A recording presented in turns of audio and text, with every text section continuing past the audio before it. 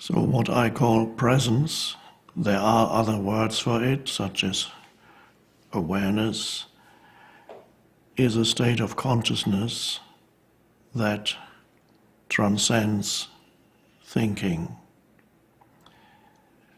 You may have noticed that most of the time you have a voice in your head that never stops speaking, and what I call the voice in the head are your habitual thought processes.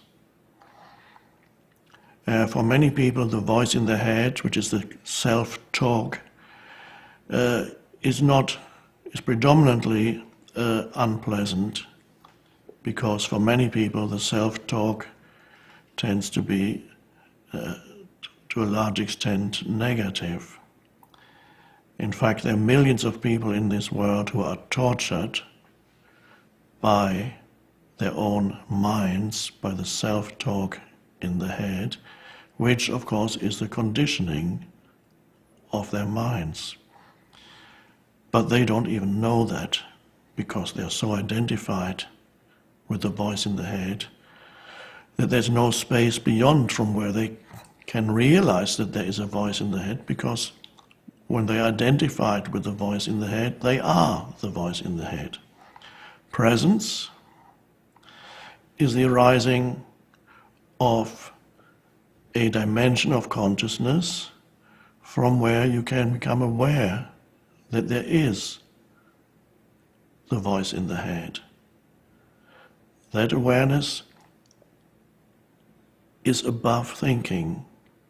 It's a space of consciousness where you can be the observer of your own mind, the awareness behind the thought processes. And for human beings to discover that dimension within themselves is extraordinarily important. It is, in fact, as I see it, the next step in the evolution of humanity, to discover that unconditioned dimension of consciousness within themselves. And that's an amazing shift.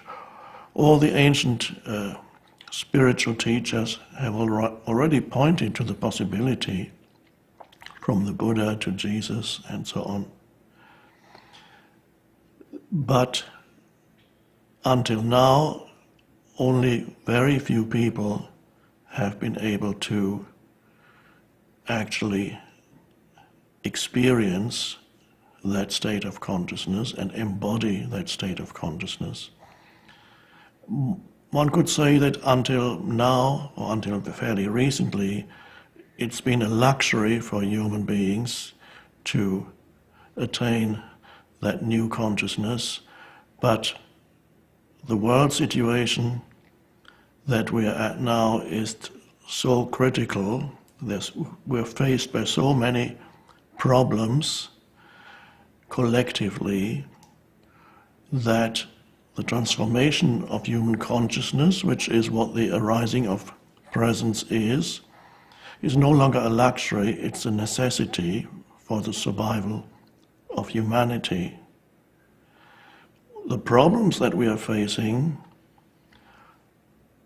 most of the problems, if not all the problems we are facing as a species, are actually generated by our own minds.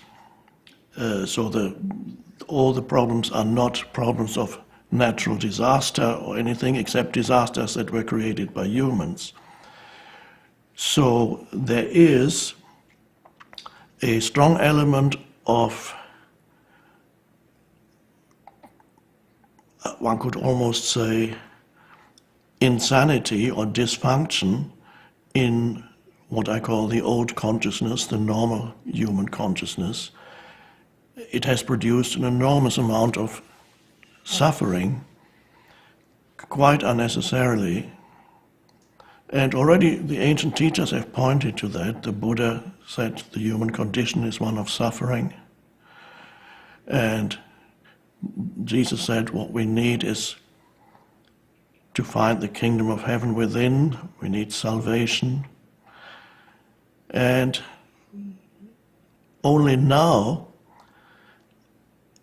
are many, many humans on the planet, still a minority, but far more than ever before, are ready to enter that new state of consciousness and make presence part of their lives, so that there is a shift, for most people a gradual shift, for a few people a radical sudden shift, from the state of consciousness of being identified with the continuous stream of thinking, a lot of it dysfunctional, as I said, the shift from that to discovering the possibility and the reality of another dimension of consciousness within you, that is the space of presence or awareness. And from there you can observe your own thought processes, and you're no longer trapped, completely identified in the conditioned mind. That's about the most important thing in your life, to undergo that shift. And it's not extraordinarily difficult. It's not, unfortunately, it's not yet knowledge, general knowledge in the mainstream culture, that such a thing is even possible. So the arising of presence is something that needs to happen now. Humans are ready for it. You are ready for it. And as this gradually, this new state of consciousness arises in you, you will begin to notice changes in the way in which you react to events in your life, changes in the way in which you relate to other people, and they're all changes for the better. You will find, for example, that situations that before caused you a considerable amount of pain or suffering no longer have the power to cause you that pain or suffering.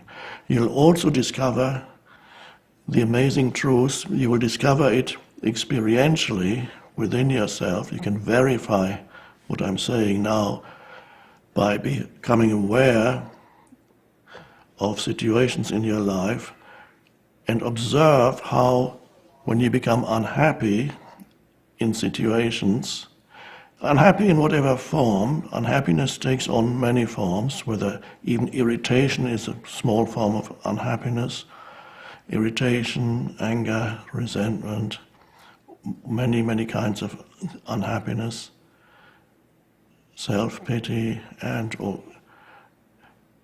you become aware that the unhappiness in your life, to a large extent, is actually due to the thought processes in your mind rather than the actual situation. So you feel unhappy because, not in majority of cases, not about the situation you find yourself in, but about what your mind is telling you about the situation. I often give the example of being in a lineup, either at the airport or in a supermarket, and it's not moving, and there's some kind of delay because people are not are too slow, not efficient enough, and easily people get irritated, angry, upset in situations like that. And this is just a minor example. And they believe that they are being upset because of the situation. However, if they looked more closely into the origin of unhappiness, they would find that they're not unhappy because they're standing there in line. They're unhappy because their mind is saying that it is a bad situation to be standing there in line. It says all kinds of things. The voice in the head comments. If you could be aware of this, if you were present in that situation, you would become aware of what your mind is saying. And if you were present in that situation and many, many other situations, even so-called serious situations, if you were really present in that situation, you would see that the unhappiness that you experience actually arises in your mind, is not ultimately caused by the situation you find yourself in. And when you discover that, the possibility of freedom comes in, the possibility of choice. Because now you have the choice. Do I want to continue thinking these thoughts and feeling unhappy, or would I rather be free of that unhappiness in this situation? And then presence arises more strongly, and suddenly you accept this moment as it is, because there's nothing much you can do. And there's a complete shift in the way in which you experience that moment. You'll be free of the burden of unhappiness. This is just one small example of how presence can actually transform your life. And of course, talking about relationships, when you no longer judge people continuously through the conditioned mind, you experience many changes in the way in which you relate to other human beings. So I would suggest to you that the most important thing that can happen to you in this lifetime is to undergo this shift in your life so that you're no longer at the mercy of the conditioning of your mind, which has been conditioned through your whole upbringing, your childhood, many, many influences.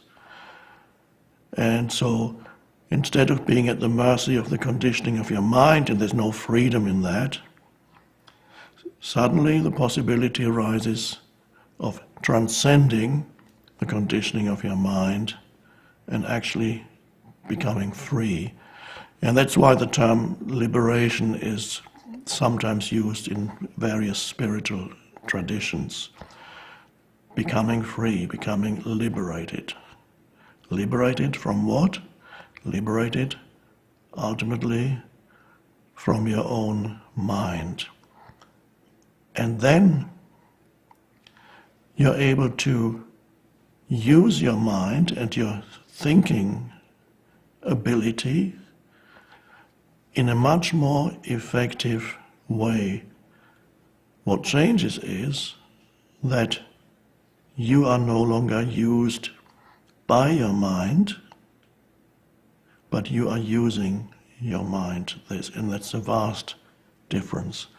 When you're identified with that continuous stream of thinking, that ultimately you are not thinking, the thinking happens to you, you don't even know it. You identify with it and you think it's you thinking, but it's just the conditioned mind thinking in you, and you give it a sense of self. But there is really no self in it, as the Buddha already pointed out a long time ago. So there's a shift from being self-identified with the stream of thinking, then discovering that there is a stream of thinking in you, discovering that very often it interprets reality in a certain way that actually produces suffering for yourself and others. And then discovering that you can be free of it. And coming back to the example I just gave just now, a simple situation. You're standing in line at the airport or the supermarket, getting very upset, and you discover you can actually be free of unhappiness in that moment by not adding a dysfunctional mental commentary to the situation. And suddenly the situation is the way it is. And you actually feel quite good. So, and this is a small example, but presence affects all areas of your life, as you will discover. So, if you get a sense of what I'm talking about, and it sounds, oh yes, that's interesting, that means you're probably ready for this shift in consciousness. If, however, you have not the slightest idea of what I'm talking about, and it sounds like a load of nonsense, that probably means you're not quite ready yet, and won't try to convince you that you should be ready.